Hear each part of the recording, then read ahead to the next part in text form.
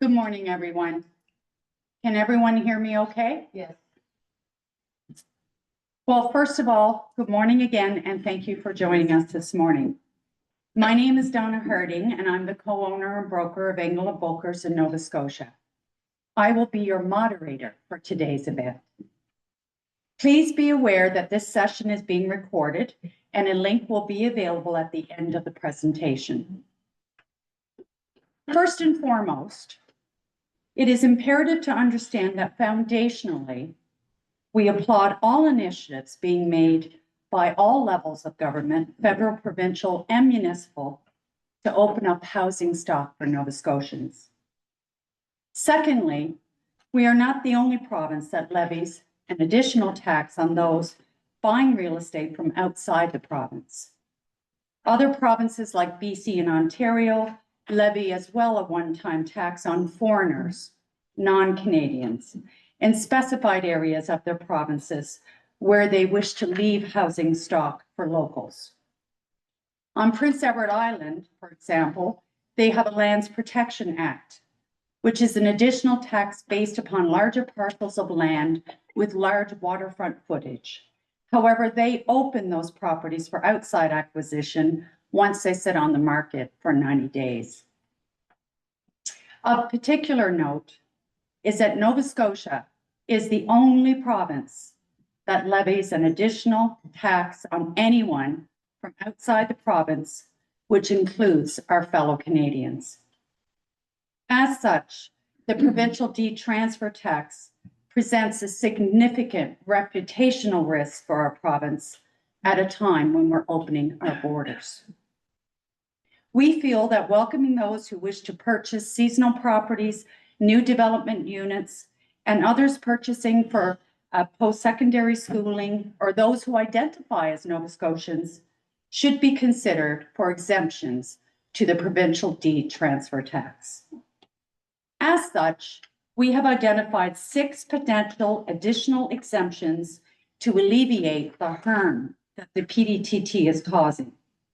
It is our hope that this event this morning will be the catalyst to open the door for the Nova Scotia Association of Realtors, NSAR, and their Political Action Committee, the PAC Committee, to sit with our provincial government and look at exemptions to the 10% provincial deed transfer tax in Nova Scotia. Provincial Municipal Affairs Committee, the PAC Committee. Oh, I'm going to correct myself. I should not have said PAC, I should have said PMAC, Provincial Municipal Affairs Committee. Provincial Municipal Affairs Committee. Provincial Municipal Affairs Committee. PMAC. Yeah. Okay. We have set an agenda for this morning's presentation, and we would ask that any questions or comments be kept until the end of the presentation during the Q&A comments section of our agenda. I'm now going to call upon the South Shore Regional Director of NSAR, Lee Downey, to introduce our meeting hosts, special guests, and advocates. Thank you, Donna. Good morning, everyone. On behalf of the Nova Scotia Association of Realtors and the Bridgewater and Area Chamber of Commerce, I wanted to extend a warm welcome and thank you for being here today. We also want to acknowledge and thank everyone joining us online through Zoom. It's wonderful to have you with us. We're very fortunate to have a strong group of leaders, experts, and community representatives with us today. I'd like to take a moment to recognize them. Suzanne Gravel, President of the Nova Scotia Association of Realtors and Real Estate Broker. Myself, Lee Downey, Regional Director with NSAR and a Realtor. Donna Harding, Licensed Partner with Engel Volker. Rayanne Bonneville, President of the Bridgewater and Area Chamber of Commerce. Jill Cooper, Executive Director of the Bridgewater and Area Chamber of Commerce. Jeff Pettigrew, Realtor and Vice Chair of NSAR's Political Action Committee, PMAC. Larry Allen, Realtor with Keller Williams. Benjamin Shearer, lawyer with Barrington Law. and Donna Malone, Realtor and past president of NSAR. We are also pleased to welcome members of the media. Oops, sorry. I don't know if there's members of the media here. Is there? No. Yes? Oh, and Max Christie, I see you there behind the pole, vice chair of our PMAC, Provincial and Municipal Affairs Committee. Thank you all for taking time to contribute your voices and perspectives. Together, we hope to shed light on the issue at hand and work towards meaningful solutions. And I'd like to call on Rayanne Bountyville, president of the Bridgewater Area Chamber of Commerce.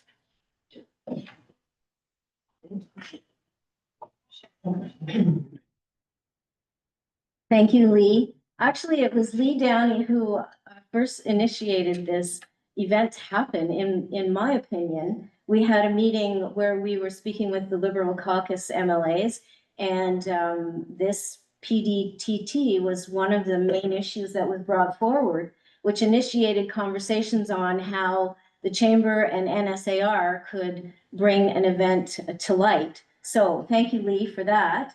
I have to be honest that I didn't even know what the acronym PDTT stood for when I first heard it. I'm not in that industry, and I think this is one of the things that is key for the Chamber to do, is to educate our business community on what kind of impact this is having. I did speak to a number of our members who gave some great insights to me, real estate agents and lawyers. And it was really enlightening for myself, because I moved here 6 years ago, and that was before any of these taxes were in place. So it's something that is really affecting the business community and the community at large. And the Chamber takes great effort to stand behind some of these efforts and to advocate on behalf of our members. A few of our members are in the room today, so we want to have a voice for this particular issue, and we feel that it's an important one to stand up and fight for these exemptions that are being put forward, which make a lot of sense to the Chamber. So thank you for having us today. We always appreciate NSAR. They support us as sponsors and often come forward to support the Chamber for important events that we're having. So we're happy to partner with them on this particular occasion and have a voice as well. So thank you. Oh, God. Which one am I? Let's see. Thank you, Rayanne. So just to go back to the beginning, I just want to clarify, there are two committees at NSAR that work with the government. The first one is the PMAC committee, which is the Provincial Municipal Affairs Committee. And the second is the PAC, which is the Political Action Committee. And again, my apologies for the misstep at the beginning.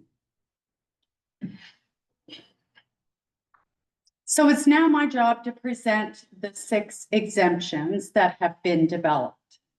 After consultation with sellers, buyers, developers, the local business community, lawyers, and realtors, the following 6 exemptions have been proposed.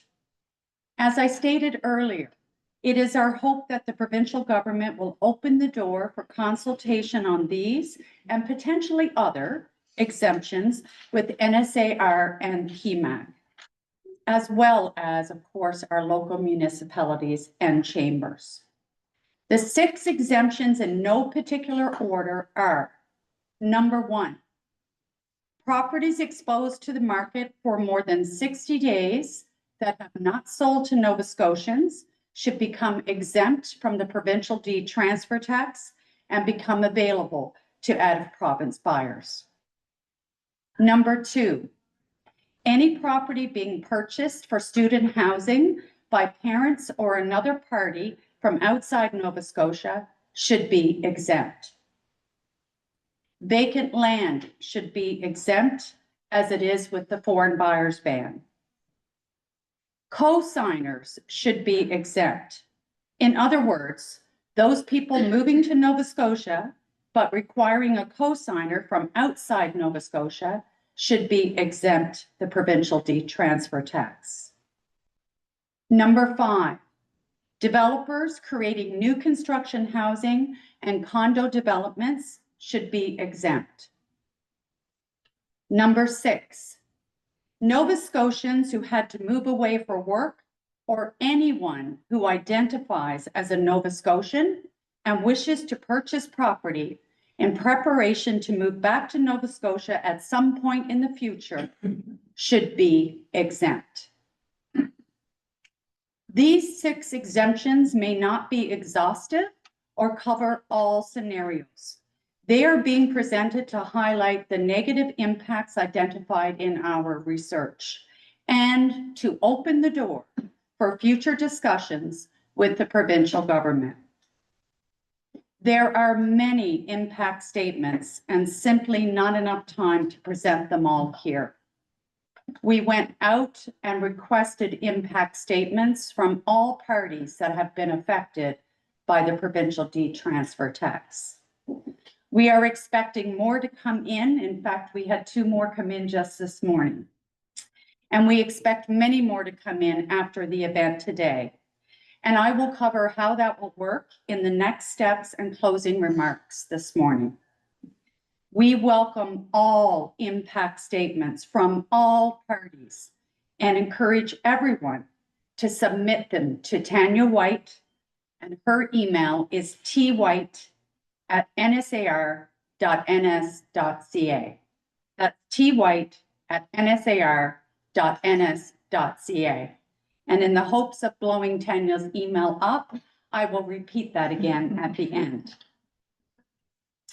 I'm now going to pass the floor to the sitting president of our Nova Scotia Association of Realtors, Suzanne Gravel, as well as Jeff Pettigrew, the alternate regional director of NSAR for Annapolis Valley and vice chair of our PAC committee, who will present some of the impact statements we have received. Again, please hold any questions or comments until the end of the presentation, at which time I will open the floor for anyone who wishes to speak. Suzanne and Jeff.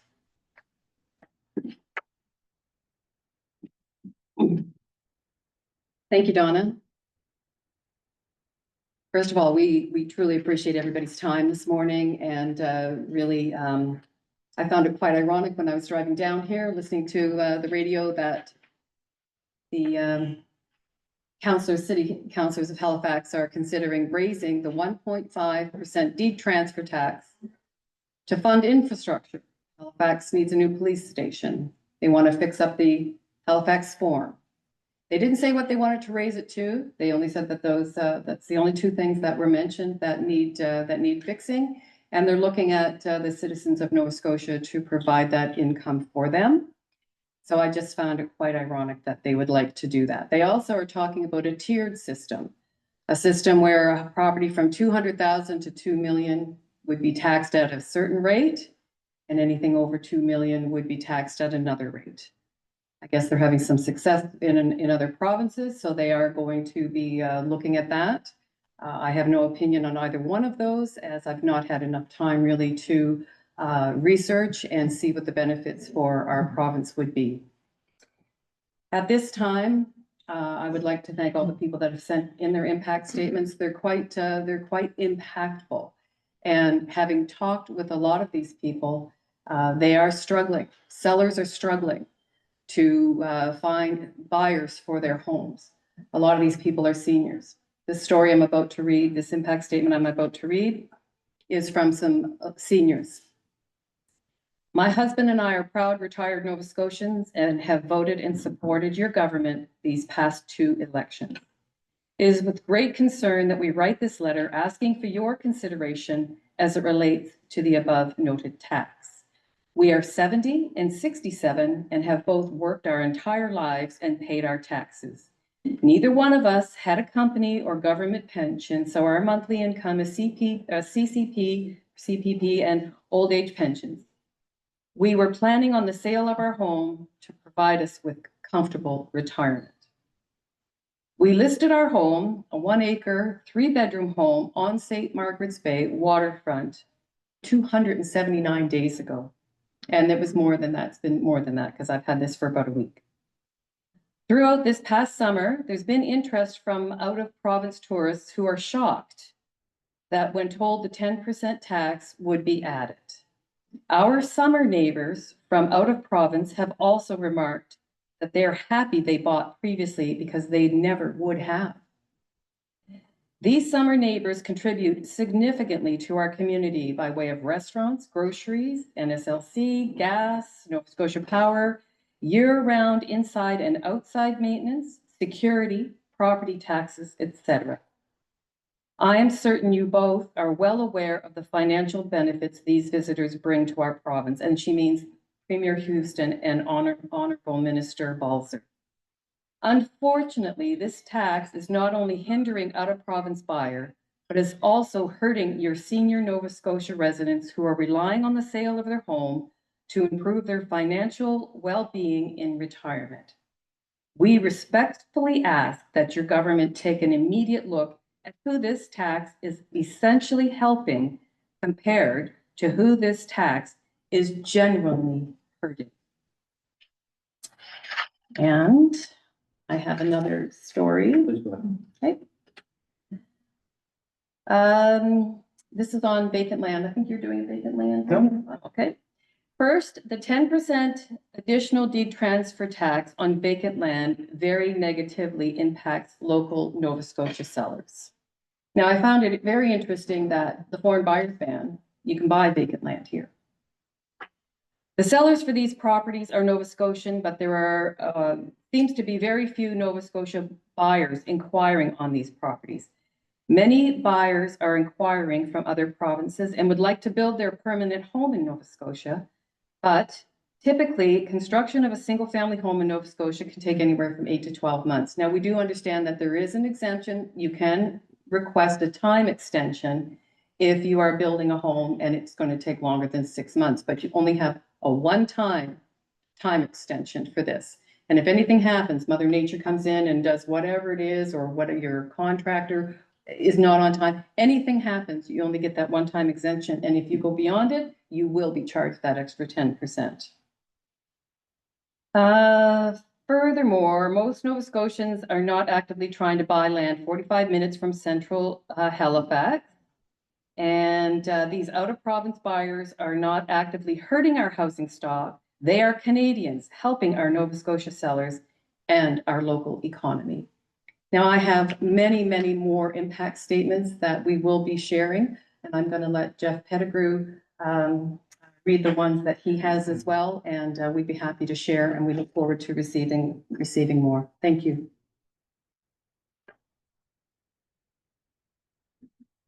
Hello, everyone. So I was happy to participate in this. I have a vested interest in this. I was very active in writing letters. I always am, actually, on a variety of different subjects. I sit on the PAC and PMAC committees, and I'm the chair this year of the PAC committee, which basically means that I write letters in addition to my real estate day job. And I have the luxury of getting actually some good responses to those letters. I feel very lucky that I will share a subject with an MLA or an MP, and they will actually write something back, which can be a little bit rare if you've ever done that before. The likelihood of getting an actual response from a real person, other than their automated response, is actually it is rare. So I wanted to share a couple of these and then make a couple of comments, if I may. The first one I wanted to share is something that we received this morning, which I think is very impactful. And this is written to Tim Houston. I write in support of those who oppose the new provincial deed transfer tax on property sales in Nova Scotia. I bought the above property on the South Shore in 2020. Had there been a 10% premium on the purchase price because I am not ordinarily resident of the province, I doubt that I would have done so. It follows that the money spent on the property and other sums spent by me, my family, and friends in local shops and on goods and services here would have been lost to the community. And I think that is a very significant issue because it's not just about the tax, it's about the follow-on loss. There is a profound loss of those individuals not spending money. The property was in need of substantial renovation when I bought it. Indeed, it was probably uninhabitable. As a result, I have spent well in excess of $150,000 with local tradesmen and builders, merchants in bringing the property up to a good standard. I continue to spend money on the property and on the garden, again, employing local people to carry out the work. My intention is to spend further significant sums upon ongoing renovation and maintenance. Currently, we visit the property and stay there for several months a year, purchasing goods and services from local businesses with money earned outside of Nova Scotia. Again, I highlighted that point because I think that is a significant point. With this tax, we are discouraging individuals from bringing their monies made outside the province to our province, which is, in my opinion, very short-sighted. It would be our intention to increase the amount of time spent here in the future. One of the most attractive features of Nova Scotia to use we felt welcomed here. The imposition of a 10% tax upon the purchase of the house would have indicated to me that I was not welcome. That is disappointing, and I venture to suggest misguided. So the second example I have for you involves individuals that don't live in the province, but their children would like to come to university here or are coming to university here, which is a special case for me. I asked Suzanne specifically to bring up this point because my business is based out of Wolfville, Nova Scotia. That is a university town. If anyone has not visited Wolfville, it is dominated by Acadia University, which brings a significant amount of traffic, investment, and interest in that small rural town. So this is from late last month, received. I recently had Canadian buyers currently resident in the UK looking to purchase a condo for their children who are at university here in Halifax. They intended to come back here at some point to resettle in Halifax, just not within 6 months. Both are Canadian citizens.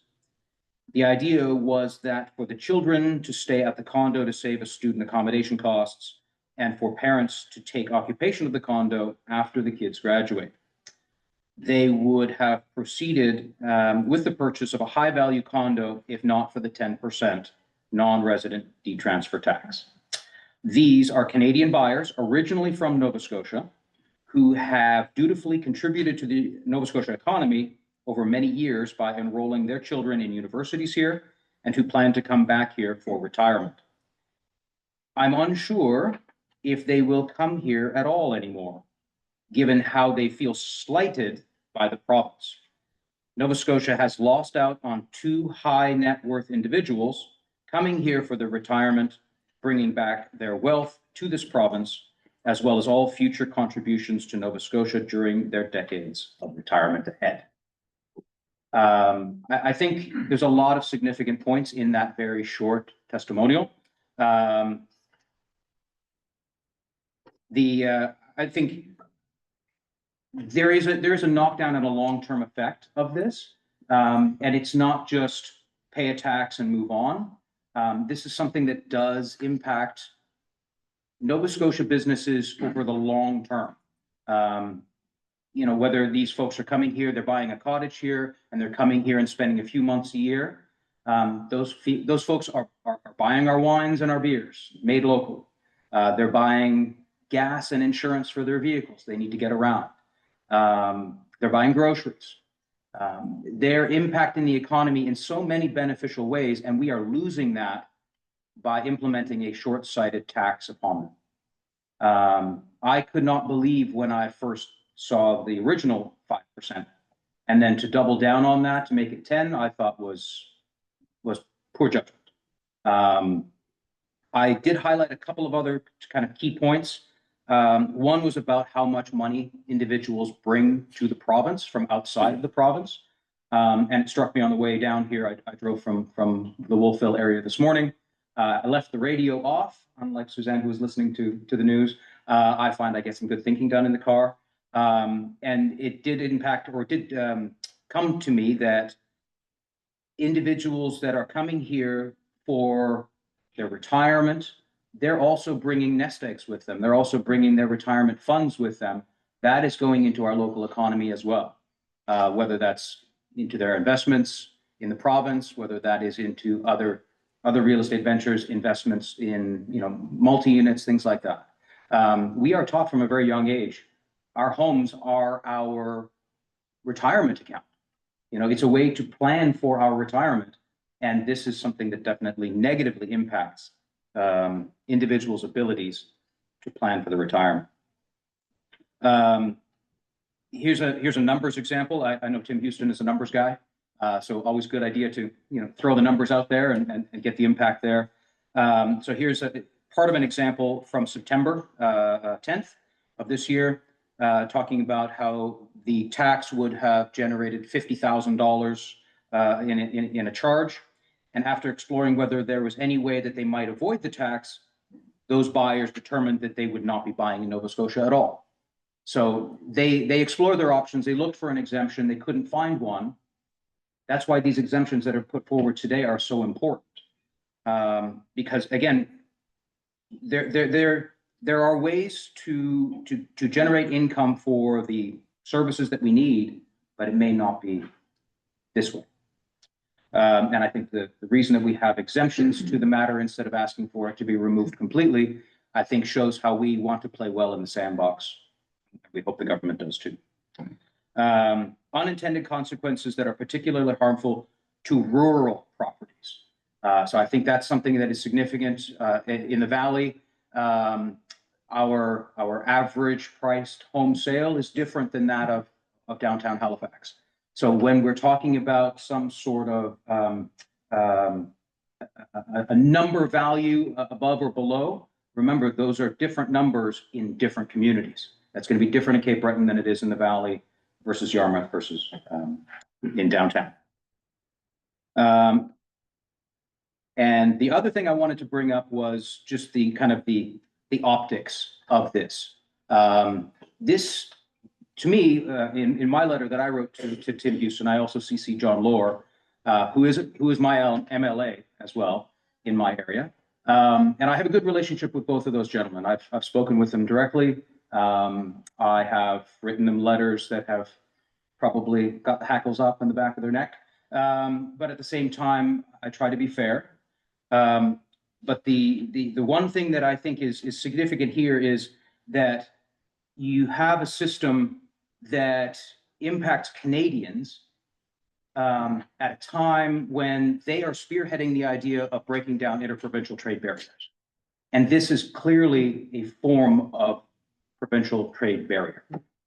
You're preventing or discouraging or in some way negatively impacting an individual who wants to move here from another province and contribute funds to the general coffers, right? And to me, that is just, I use the word short-sighted a lot. I think this is a short-sighted, I think it is a misguided solution. And I think one of the things that would benefit the group here is to get an understanding out into the public, because I think the public doesn't necessarily see or is aware of this tax in general. I think Ray mentioned that. So at the end of the day, it's about awareness today. It's about bringing this issue forward and getting it out there to the people. And I really thank you for your support. And hopefully we can make a difference and make an impact. Thank you very much.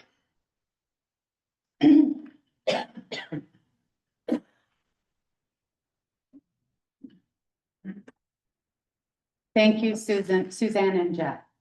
I have one last impact statement to read. It came in this morning. It says, "To whom it may concern. My name is Edmé Falmer, and I am the spouse of a naval officer, Menno Falmer. I'm also the mother of Ryan, who is currently attending Dalhousie University. Ryan is guaranteed a dorm room as a first-year student, but not for the remainder of his studies. After Ryan got accepted at Dalhousie, Menno was informed that we have to transfer to Ottawa this fall. That meant that Ryan had to go into dorm instead of living at home. We also have to sell our beautiful lakefront property and have had a lot of interest. It's been listed below the assessed value But while we've had that interest, the vast majority has been out-of-province buyers. And the Provincial Deed Transfer Tax has been a huge deterrent to receiving an offer. Unlike many other sellers, we are in a time crunch because of the government's wish for us to move this fall. We foresee a financial disadvantage because of that pressure to sell soon and the non-resident deed transfer tax. Once we do sell our home and move to Ottawa, we'll need to look for a place for Ryan to live in Halifax next year, as he will not have any housing security and limited means to rent as a student. We therefore would like to buy a small condo to ensure he has secure housing. However, if we do buy that condo in our real home province where we have lived most of our adult lives, we too will now be slapped with the non-resident deed transfer tax. It was suggested to me by a politician when I wrote that I just buy a condo in Ryan's name. However, gifting of such a large value would take a big chunk out of my retirement fund, which I will be needing not too long from now. Summary. My Nova Scotian husband serves his country and goes wherever the Navy sends him. He's, however, punished twice by a high deterring non-resident deed transfer tax when we sell our home here in Nova Scotia, and again when we want to find a secure living space for our son who will remain in the province. I know this is not an issue for just us, but for many other employees, seniors, and other individuals in Nova Scotia. In a time where Nova Scotia is spearheading the project to strengthen Canadian provinces by taking away interprovincial hurdles, this financial punishment for non-residents wanting to live here and contribute to the growth of this province doesn't make any sense to me. Is it not time to reconsider the provincial deed transfer tax?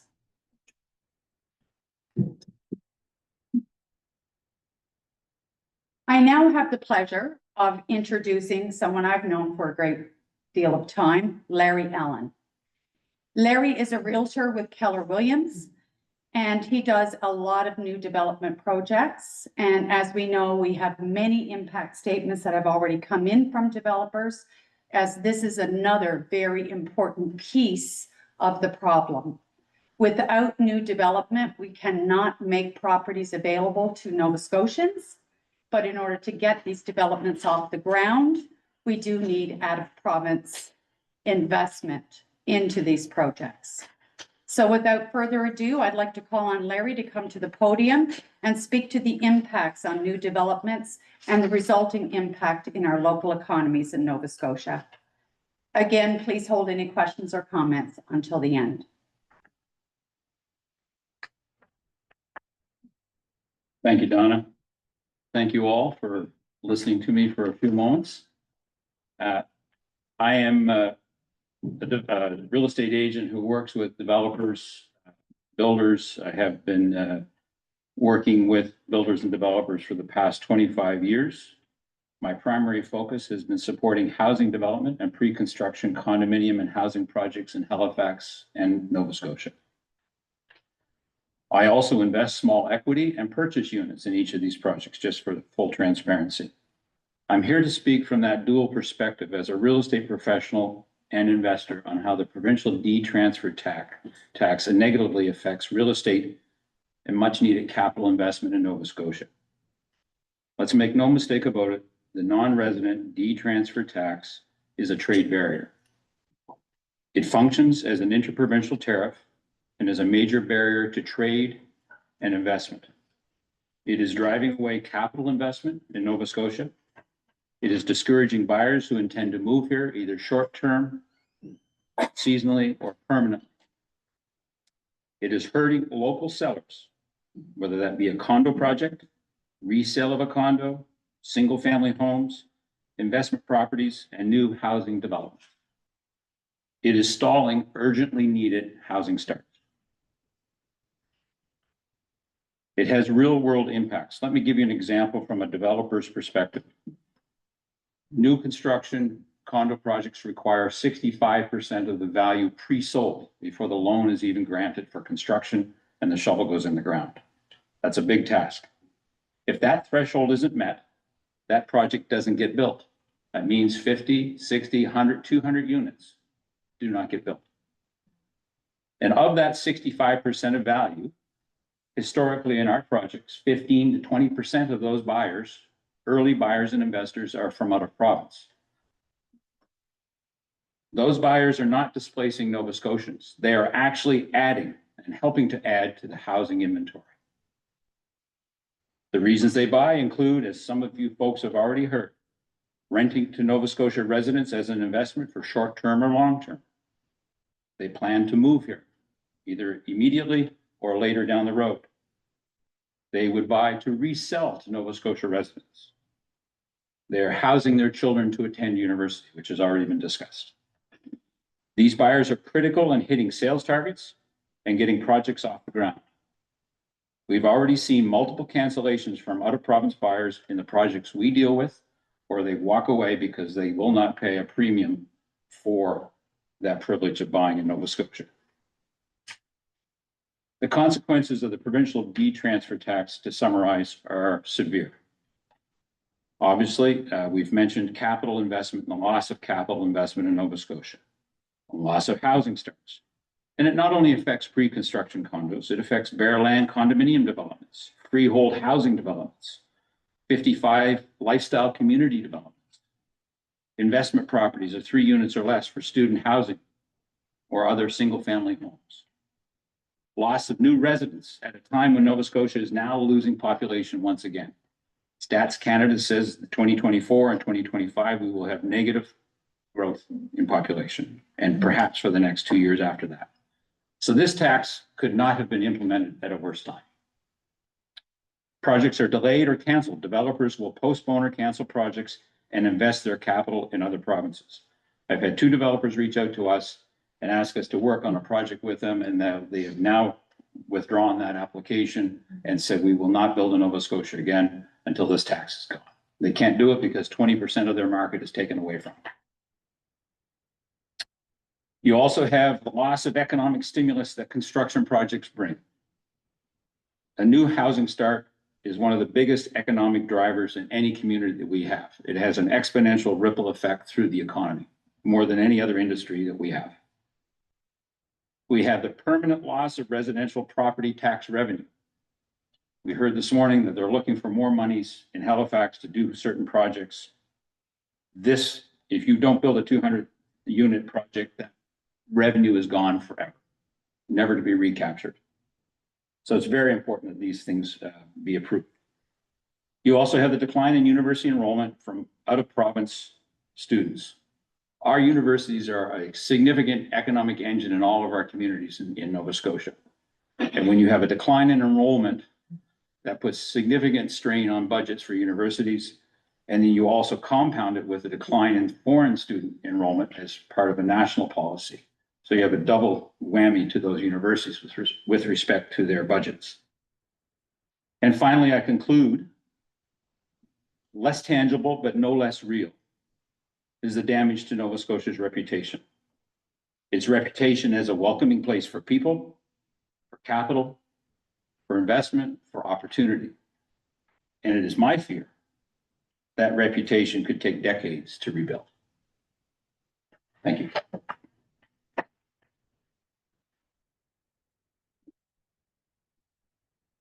Thank you, Larry. I'd now like to invite to the podium Benjamin Shear. Benjamin is a lawyer with Barrington Law, and he is going to update us on what he is seeing through his experience dealing with buyers and sellers impacted by the Provincial Deed Transfer Tax. Welcome, Benjamin.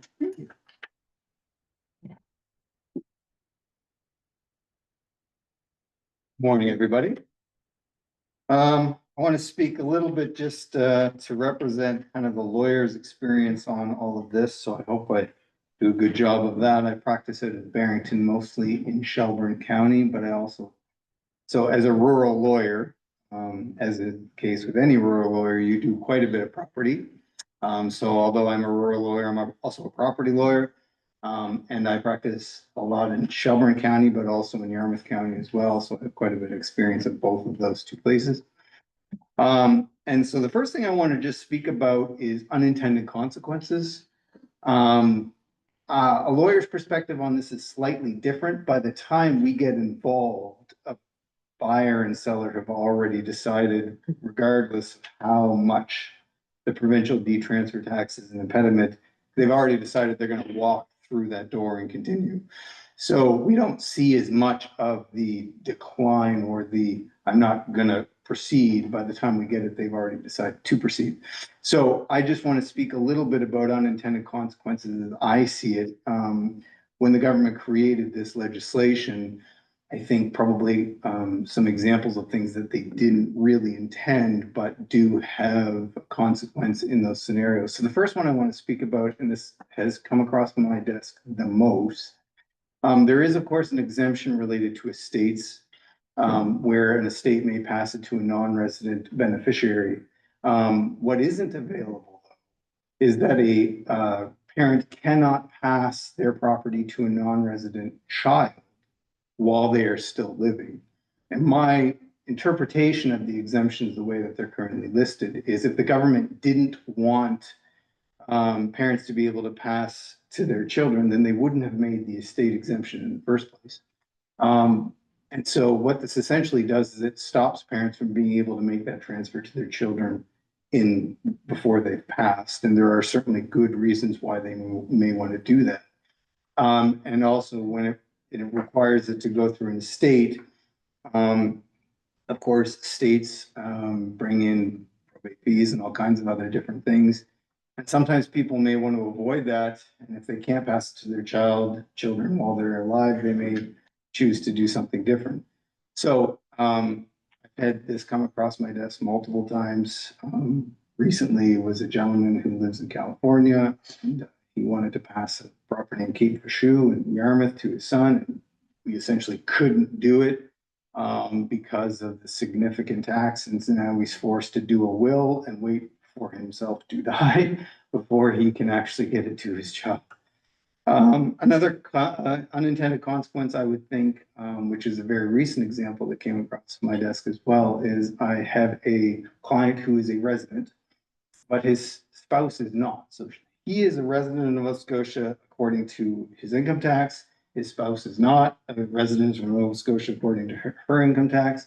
And he's buying a property here. And of course, as most married couples want to have property in both of their names, he cannot put it in his wife's name unless there is going to be provincial deed transfer tax paid on it. Now, of course, there is an exemption related to spouses, but he's going to have to buy the property, wait, and eventually he'll be able to transfer at his spouse on after he already owns it. But he's going to have to do another transaction. And as we all know, every time you visit a lawyer, it's going to cost you money. And this is a consequence that probably is unintended because, again, there's an exemption that exists related to spouses, but in the initial buying, he's going to have to buy it in his name only. Those are a couple examples of unintended consequences that I've seen that, again, based on the exemptions and the way that they are written, it probably was not the province's intention to capture those, but they are nonetheless captured. I want to speak just quickly on something that somebody mentioned earlier related to a parent buying for a student who's going to be attending university here in Nova Scotia, and politicians suggesting that they buy it in the student's name. First of all, as a lawyer's perspective on that, that's a terrible idea. I would never advise a parent to buy it in their child's name for all kinds of reasons. And although there are potentially workarounds, so one of the biggest issues that we've come across, we've already been talking, it's already been mentioned, it's one of the exemptions that are being proposed, which is co-signers. It's a huge problem for lawyers, having non-resident co-signers when a mortgage is involved. We have in the Real Estate Lawyers Association kind of worked on ways to get around that involves trusts and limiting the percentage that the co-signing parents may actually have. And there is some success with that, but of course, that's a complicated workaround. It's costing clients more to do that in legal fees. And thirdly, it's messy on the back end because one of the one of the issues that as to why I would never advise a client to put it in their child's name is whoever's name it's in is the owner. You cannot predict what an adult child is going to do in the future. It's the same reason if someone comes to me and says, I want to put my house that I'm currently living in, I want to add my children to it so that I don't have to give it to them through will and we can avoid probate.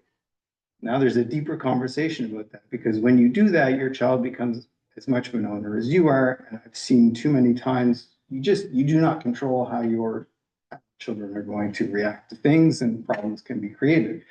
And so if you were to put a property in the student's name, you're inviting issues down the road that you should never have to deal with.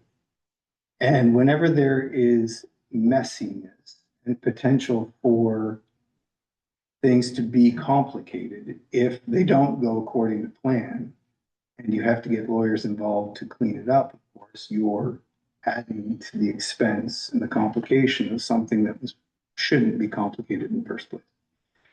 So those are a few comments that I would make just generally about unintended consequences that essentially we as lawyers are trying to solve. Sometimes we can, sometimes we can't. Every time that we're solving these problems, though, it's more expensive for clients and it's always a little bit messy.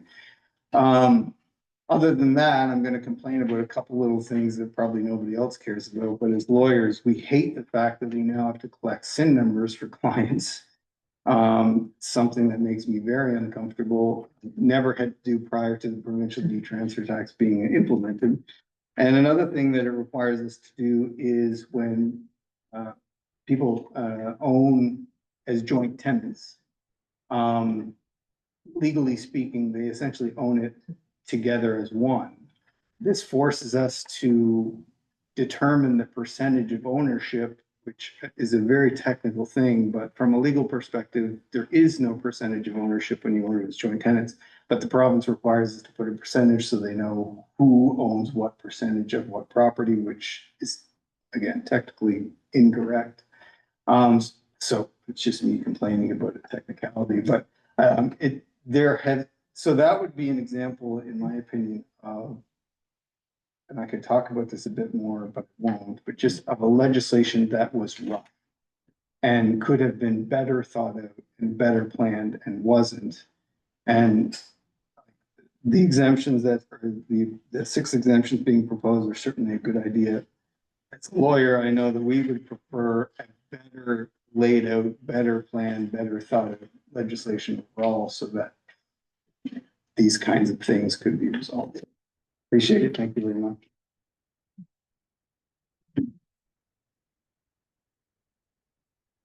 Thank you very much, Benjamin. It's important to understand that no matter who is involved in the housing industry, whether it be a seller, a buyer, whether it be a contractor, a developer, a lawyer, this tax has far-reaching negative impacts, not just on the housing industry and every other industry that is weaved into this industry, but also Nova Scotia as a whole. I'll repeat something that I said at the very beginning, and that is that it's imperative to understand that foundationally, we do applaud any initiative that's being made at any level of government to open up housing stock for Nova Scotians.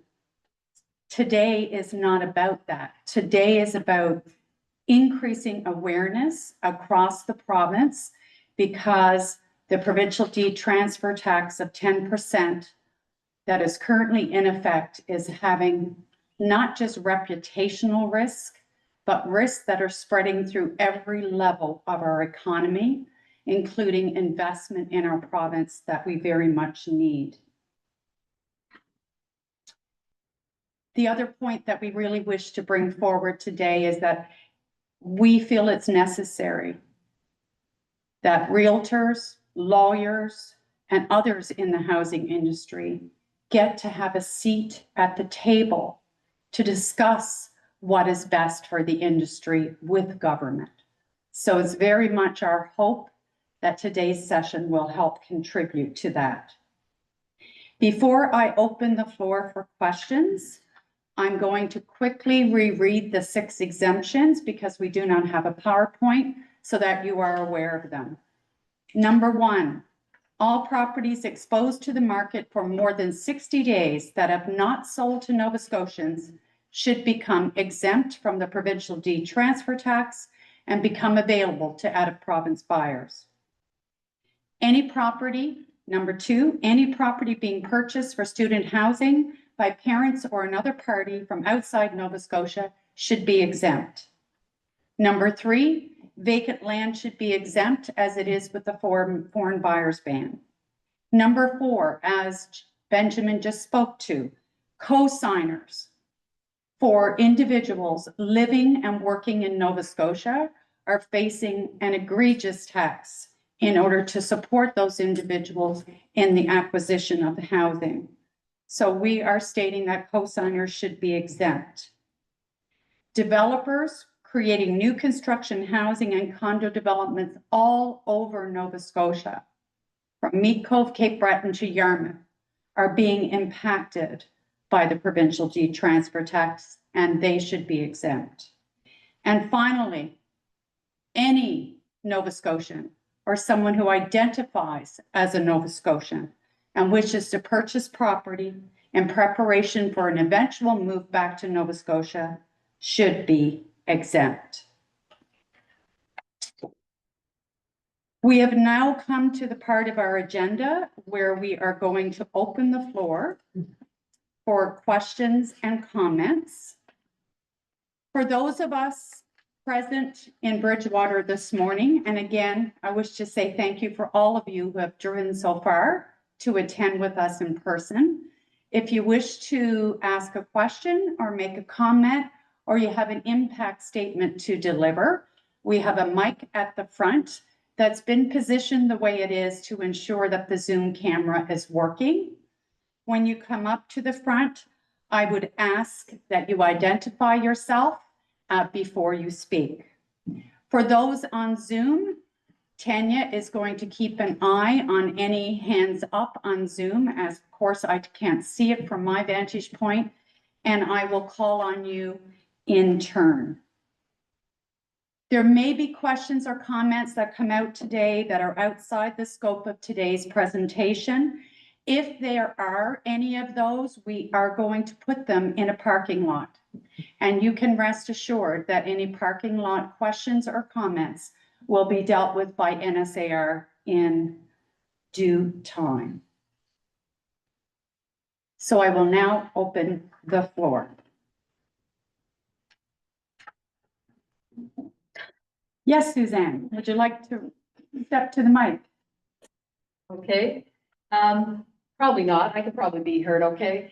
I would like to ask the lawyer, I've heard, is there a liaison between lawyers and the government to deal with the provincial deed transfer tax when issues come up? Should I go up there? If you can, yes, that would probably be best. Just so the people on Zoom can hear. Yes.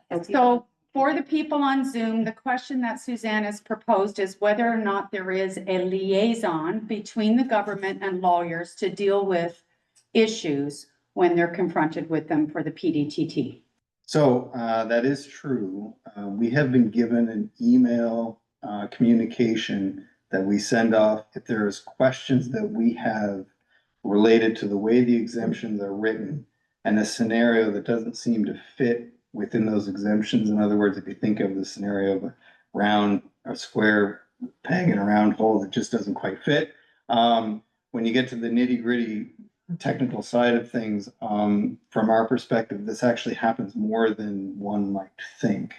And so we have been given an email in order to send direction, essentially seeking direction on what we should do in this particular scenario. I've actually used it myself a few times. To give some credit to the province and whatever department is actually dealing with this, the timing of getting a response has been good. And the answers that we have received, for the most part, from what I've heard, the feedback I've heard, both personally and from feedback from other lawyers, has been reasonable in their interpretation of the scenarios that we are presenting, so. Thank you. Thank you. I'll now open the floor. Are there any other questions or comments? I have one. Is there any, Could you come up to the mic, please, and introduce yourself? Although most of us know who you are, John, not everyone will. Invite anyone. yeah, I'm just wondering how we know how much money is being collected by the government and what they're doing with it. Do we have any idea of the answers to those questions? Sorry, what was the, Lee was talking in my left ear. Oh, okay. What was she saying? Just thinking that there was a question from the. Oh, it wasn't about me. Okay, so sorry, John, what was your? So what is happening? What do we know about the amount being collected? Oh, okay. So again, last year, it was speculated that the government collected about $12 million, and this is something that I have read. And I believe their budget is like $4 billion, so 12 million, 4 billion. It's kind of a drop in the bucket for what they collected on the 5%. So they're hoping to maybe collect double that, obviously, because they doubled it. So $24 million, I think 24, 25 million is what they're anticipating that they'll collect. And also that it's rumored to go towards affordable housing structures or helping towards affordable housing. So, Officially, it goes to the general revenue. Jen, there we Yeah, go. it's in the budget estimates. So with 11 million last year, they just doubled it this year to 22. Without accounting for lower demands. Thank you for the question, John. I had one other question. Can we try to convince the government to do an economic study to justify this tax? So the whole point of today's session is to bring awareness, gather the impact statements and questions, important questions like that, John, so that when NSAR delivers it to the government, that we have an opportunity to ask those questions. So thank you very much. Jennifer.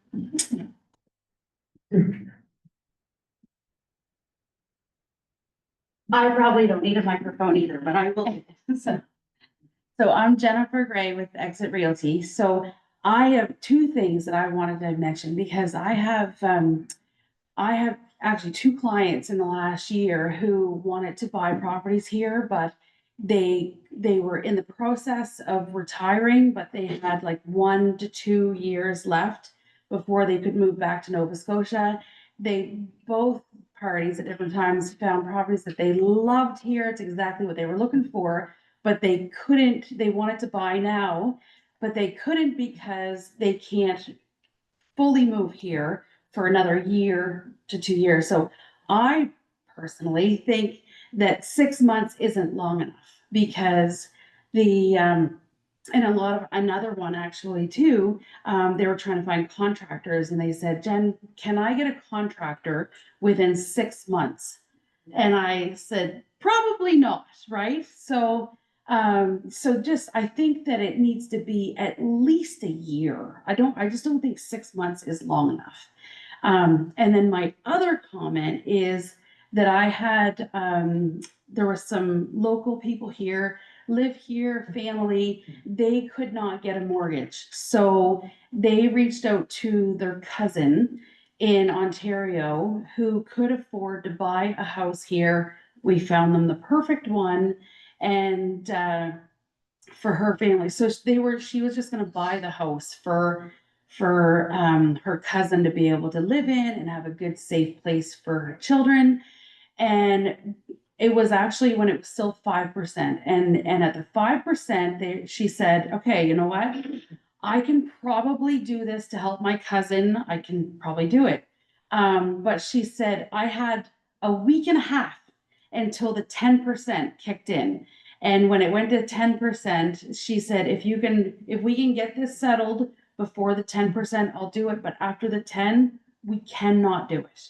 And so it's just like one incident like that. And then, anyway, we did pull it together, and then the owners of that house, they bought another house, and then those people bought another house. So just one sale, it's not just one house. It's such an impact on others who want to move to other houses too, right? So it's just one of my impact stories I wanted to share. That's it. Thank you very much, Jennifer. So the first point that you made was with regards to an additional exemption on top of the 6 exemptions that we currently have, which is requesting for more than 6 months before someone has to move in. So we will take that back with us. So we appreciate that. And we really appreciate your impact statement as well. Thank you. Yes, would you like to come to the mic? For those of you on Zoom, we will get to you in a moment.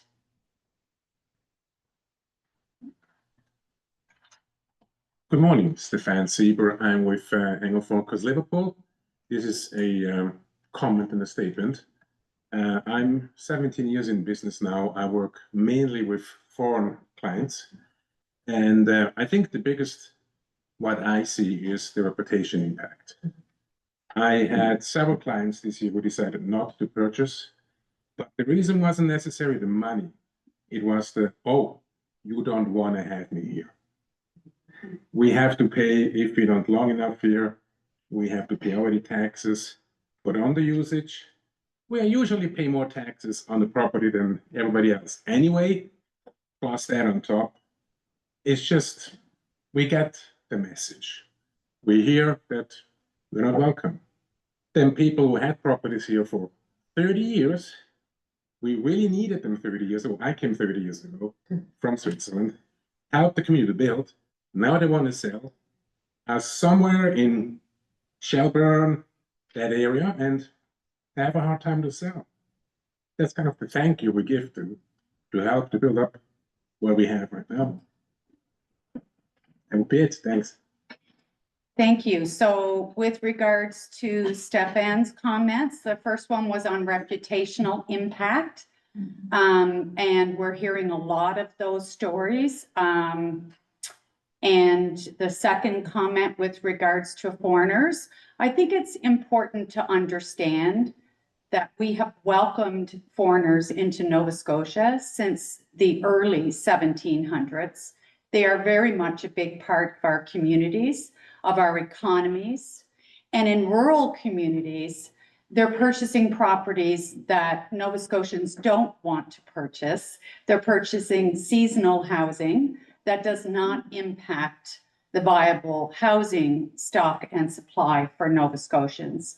So thank you for that, Stefan. And of course, we've weaved the foreigner into exemption number 1, which states that any property on the market over 60 days would be available for out-of-province buyers, just to make sure that that particular grouping of individuals is included.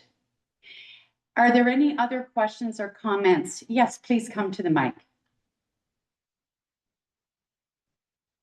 Just a comment, really. Denise McDonnell, Ritter Realty. One of the things with our capped assessment program is if a house is not 50% owned by a Nova Scotian, it doesn't fall under the cap.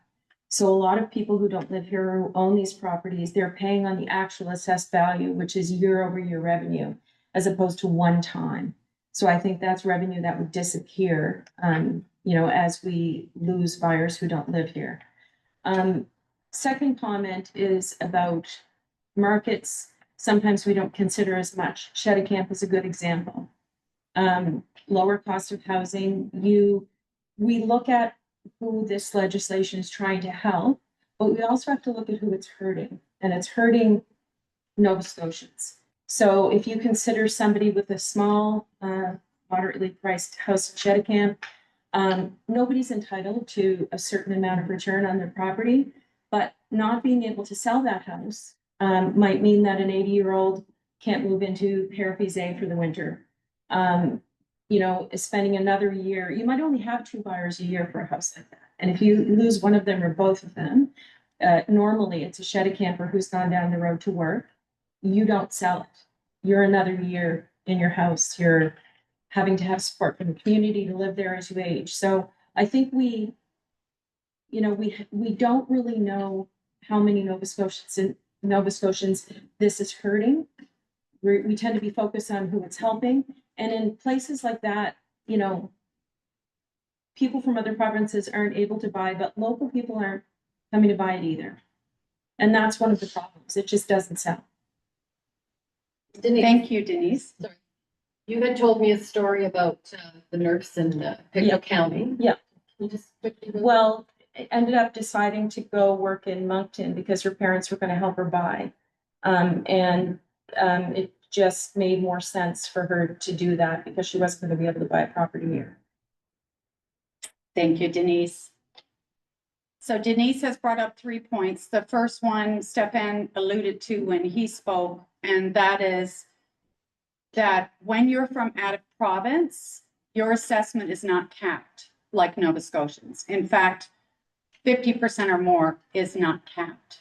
So those who come and buy seasonal properties throughout Nova Scotia in little areas like Cheticamp, outside of Lunenburg, Clare, you name the community. We have a lot of out of province buyers that buy seasonal properties here.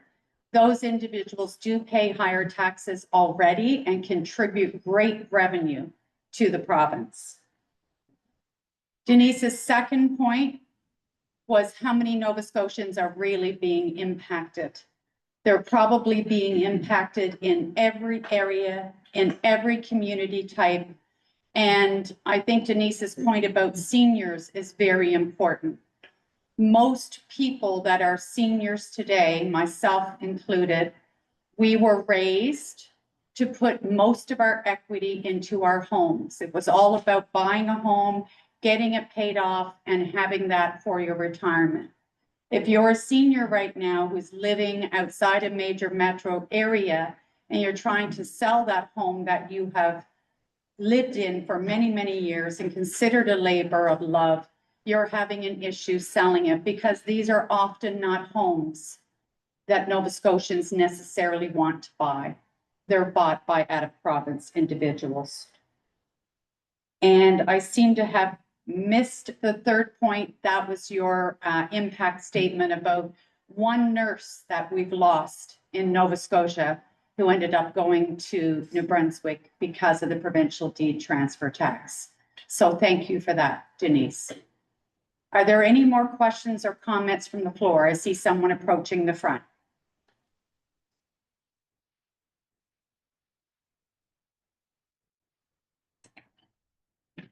I'm not a realtor. That's okay. This meeting is open to everyone. I was invited. I'm Andre Vino, president of Able Engineering. So I know many in the room. I'm also a municipal councillor in the district of Chester. Developing policy is difficult. It's not very often you can develop policy that doesn't have unintended consequences, as was discussed by our lawyer that came up here. But what I see here is a policy that, on its outset already had a number of exemptions that had to be built into it. And now, as an outcome of this meeting, now there's an additional 6 proposals for more exemptions. That signals to me a weakness in your original policy. So you have to continue to find more and more exemptions. And the trouble with policies like that is they're extremely difficult to administer. So it takes a lot of work on the private sector side and the public sector side to deal with them. And it's confusing to those outside of this area. They want to purchase. It's like developing. If you want to develop in any area, if you can do something as of right, it becomes very easy. I can just come and do it.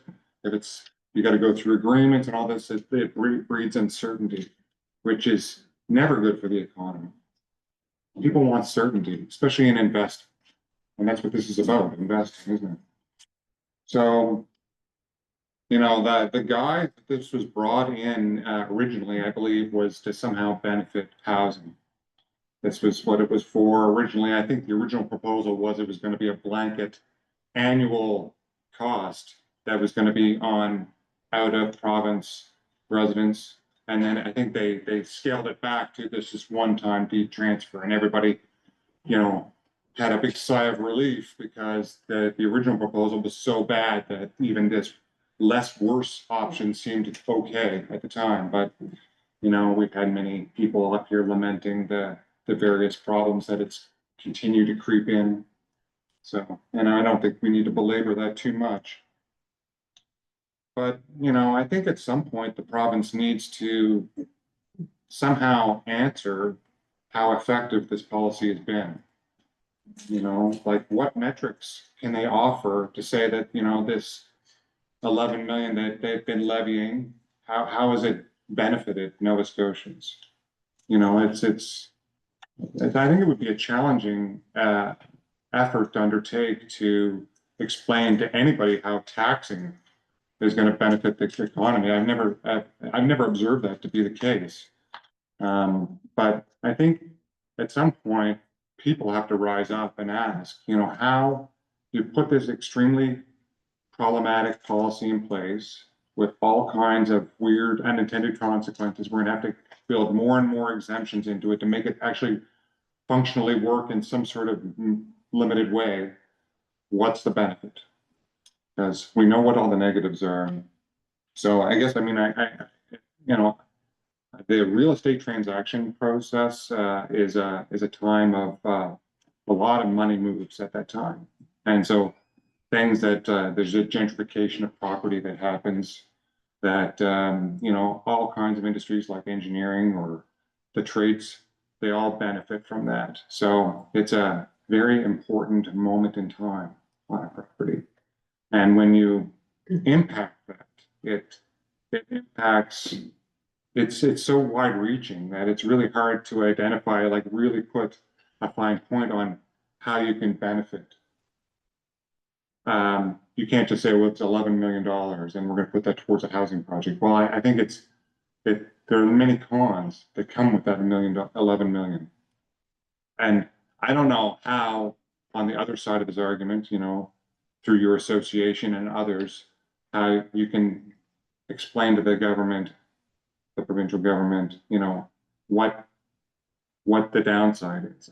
You know, I would hazard to guess it may be more than $11 million of impact negatively, because that's what things cost now. And at time of at a time of transaction, it's not unusual to see projects that come out of these real estate transactions that are in the oftentimes hundreds of thousands of dollars on one transaction. People gentrifying properties. You don't need very many of those to make $11 million. So it'd be a very interesting exercise. Again, you know, I could lament all the same things that have been said here, but you know, I support what the association is putting forward here in general. I think it's complicated because if that's, I mean, it's still a victory, I suppose, if you're able to get these 6 exemptions that you've asked for, but question of the overall effectiveness of this entire policy, I think needs to be challenged. And, you know, maybe this association could just start that dialogue. I know numerous municipalities, when this was originally proposed, including Chester, wrote to the province, you know, and, you know, obviously not in favor. And property taxation was one area that the province didn't do prior to this policy. It was only municipalities that did property taxation. So, you know, almost every municipality already has 1.5% deed transfer tax. So the 10% is on top of the 1.5% the municipalities had been taking for decades. So I don't know. I don't know what else to say really, other than you know, good luck to you all. You know. Thank you. So for those of you on Zoom, that was Andre Vigneault with Able Engineering from Chester. Andre brought up several points that I'll recap for those on Zoom in the event they couldn't hear it clearly. First of all, the weakness in the policy requiring a ton of exemptions to try to make this less harmful, often on Nova Scotians themselves. Second of all, the administrative burden that Benjamin also brought up when he was up here speaking earlier. The third, he mentioned the original inception. So for those from the public that may hear this link later, it's important to understand that when the provincial deed transfer tax was first brought in, it originally was a deed transfer tax of 5% and a higher tax rate for any non-Nova Scotian.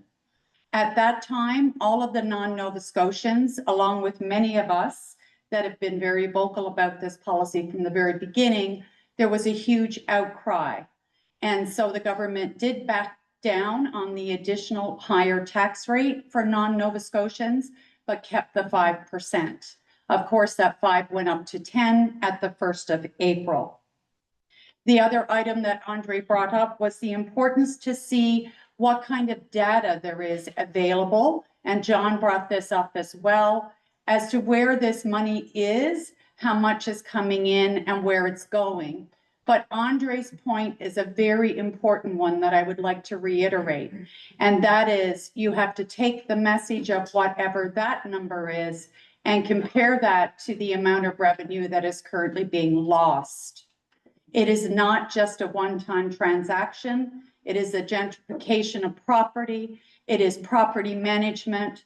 It is money spent in communities, and the list goes on. I think I've captured the majority of what you said, Andre, and my apologies if I've missed anything. I believe we have someone who wishes to speak from Zoom. Actually, there was just a comment, Donna, from our Northern Regional Director, Dave Jardine, just related to Denise's comment about the nurse story. He said, of course, not just one nurse, could be many nurses and also doctors. So just that comment. Thank you. So for those on Zoom who may not have heard it, you've probably seen it in the comment box. The comment was in regards to the impact to our healthcare industry in Nova Scotia, where we are trying desperately to welcome new nurses, doctors, physiotherapists, x-ray technicians, you name it, into Nova Scotia. Are there any more questions or comments from the floor or from Zoom? So I would like to take a moment to close by outlining next steps. First of all, this is one of a series of activities that will follow in the coming weeks and months as NSAR, in conjunction with hopefully chambers all over Nova Scotia, bring the issue of the 10% provincial deed transfer tax to the government. It is also imperative to understand we're asking for a seat at the most important table, the table that impacts the housing industry and the myriad of other trades and impacts to local communities as a result of housing. NSAR will take the next week to allow for further impact statements to be received, and will take that time to contact the other chambers in the province and other stakeholders to ensure they have feedback from municipalities, businesses, sellers, buyers, lawyers, chambers, and other affected parties throughout the province. We welcome all impact statements, comments, suggestions, recommendations for further exemptions, and encourage everyone present and on the call today to submit them to Tanya White at twhite@nsar.ns.ca. That's TWHITE@nsar.ns.ca. Once all of that is completed, a formal submission will be made to the Provincial Department of Finance, who oversees the provincial deed transfer tax, with a copy to the Premier's office. Before I close, I'll ask our Madam President with NSAR if she has anything further she would like to add. I would.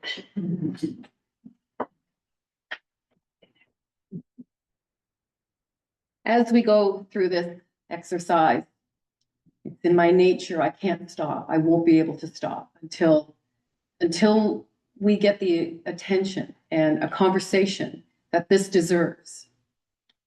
We're looking at increases in our Nova Scotia power, water, natural gas. They're looking at increasing the deed transfer tax as it is. So many increases, so many burdens. It must be so heavy for so many people to wonder how they're going to keep a roof over their head over the next few years. So with that, those are my comments, because I certainly feel it, for sure. Thanks, Donna. So in closing, on behalf of NSAR, Suzanne Gravel, our president, Lee Downing, our regional director for the South Shore, who's been instrumental in getting this event together, as well as our co-sponsor, Ray Ann with the Bridgewater and Area Chamber of Commerce, and to all of you who took the time today to come, whether in person or on Zoom, to all those who have submitted impact statements, and to all of those who will continue to submit impact statements, we thank you. The link for the recording of this session will be available as soon as it's available to us. Thank you again.